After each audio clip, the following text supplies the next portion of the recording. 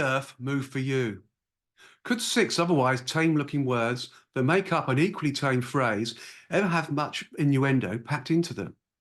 Interestingly, the term originated from a well-known book, For Whom the Bell Tolls, by Ernest Hemingway, although, as is so often the case, the actual words spoken are different to those that we all delight in saying to this day, whenever the opportunity arises, of course.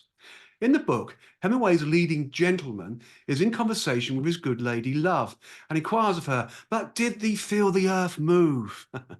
I bet you didn't know that, but you do now. But look, there's a link to this film short with those famous words, and it's to do with when the earth really did move for me. As well as, I hasten to add, quite a few others too.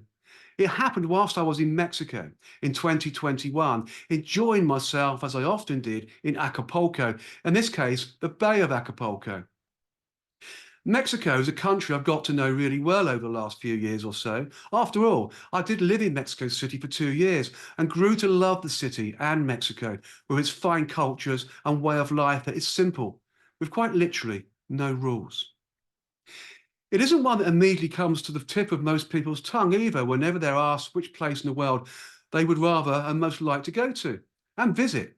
But for all that, I'd heartily recommend they consider Mexico as an option. But be warned, it's not somewhere you can do in a week. Mexico is an enormous country, the 14th largest in the world to be exact.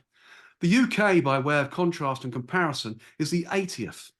So Mexico's covering an area of approximately 762,000 square miles, in which are packed just over 126 million people.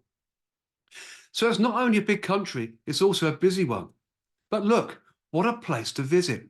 I could write page after page extolling the virtues of Mexico to you all, but will, at this point, mention in passing just the one, which is Acapulco, the city on Mexico's Pacific coast, where, as the song clearly states, you may well find yourself in danger of going loco if you're there for very long. But no wonder, it's sunshine 24/7 in Acapulco, with lots of beautiful beaches to lose yourself in, as well as the opportunity to spend time with some of the most fun-loving people you'll ever meet. But I digress again because I'm here to tell you about when the earth moved for me. Something that most certainly happened back in September 2021, when Mexico was hit by a severe earthquake that had its epicenter close to that part of the Pacific Ocean where I was enjoying myself so much. In fact, a magnitude 7.5, followed by a 5.4 aftershock. I was in my hotel room at the time, and of course, if you're not used to earthquakes, and Norfolk in the UK isn't exactly renowned for them, then it takes you a little few seconds or so to register exactly what is going on, when not only the room, but the building you're in starts to shake from side to side and up and down movement too, giving you the sort of feeling you might have if you were in a box of cornflakes that someone had given a vigorous shake prior to opening it. It was a little bit of like a horror movie, to be honest. Things falling off walls and surfaces, lights flickering on and off, whilst various car and building alarms all kicked off as well, adding to the general cacophony. I was sat on my bed to start with, but then thought that it might have been a better idea for me to get out of the hotel as quickly as possible, as I was quite a few floors up and did think for a few moments that there was a very real danger and chance that the whole hotel might have collapsed. But I sat it out with the understanding that earthquakes only last for around 60 seconds, or there and thereabouts. So I counted, and sure enough, around the 60 seconds later, the magnitude 7.5 quake stopped. I was still alive, and the building still standing, but for how much longer? It is a well-known fact the impending aftershocks can create more damage. So I made my way to the main staircase, feeling not at all encouraged by the very large cracks that were beginning to appear in all the walls leading down the central staircase from the 6th floor to the ground floor. Was I frightened? Oh, yes, I most certainly, definitely was frightened. I defy anybody not to be in such circumstances. But on top of all that fear, the partial sense of relief I felt when I arrived down at the hotel foyer. With everything still moving around me were the reports and claims that a tsunami had been triggered by the earthquake and was now making its way towards Acapulco Bay, and my hotel included.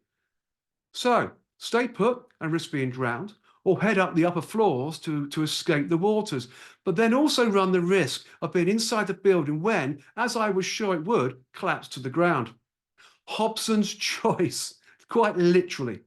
Luckily, those tsunami reports turned out to be very non-accurate, but even so, it was a big, big earthquake, registering up to 7.5 on the Richter scale.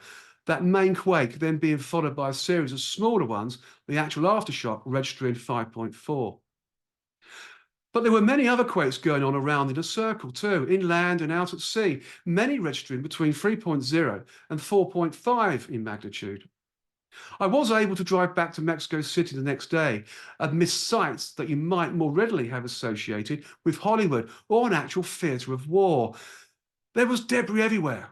Roads were closed, buildings were damaged, some so seriously that they didn't as much exist as buildings anymore than a pile of rubble. Plus, scattered throughout the countryside was an assortment of large rocks, some as big as a car, that had obviously been displaced from various hill or mountainsides to make their destructive way downwards towards what was now going to be, at least temporarily, a new resting place. I couldn't take my eyes off the sheer scale of the unfolding scene. It was, of course, terrible to look at. So much destruction and, of course, loss of life. 13 in total. But on the other hand, it was a compulsive viewing, proof of a colossal scale of just how delicate our lives are and how in minutes the actions that originate deep within the Earth's core can change not only people's lives forever, but also that of a city or even a country. Something that goes way, way beyond extraordinary. Yeah, for all that, and as frightening and as humbling experience as it was, it's one I'm glad that I've had rather large earthquake experience. Another story to be told, if only to remind me of just how small and insignificant we all are. For more stories and interviews with famous people, please visit the World of Lord Russell podcast talk show, available on all podcast media platforms, and visit the Lord Russell Baker YouTube channel. And please subscribe to ensure you don't miss any amazing future shows.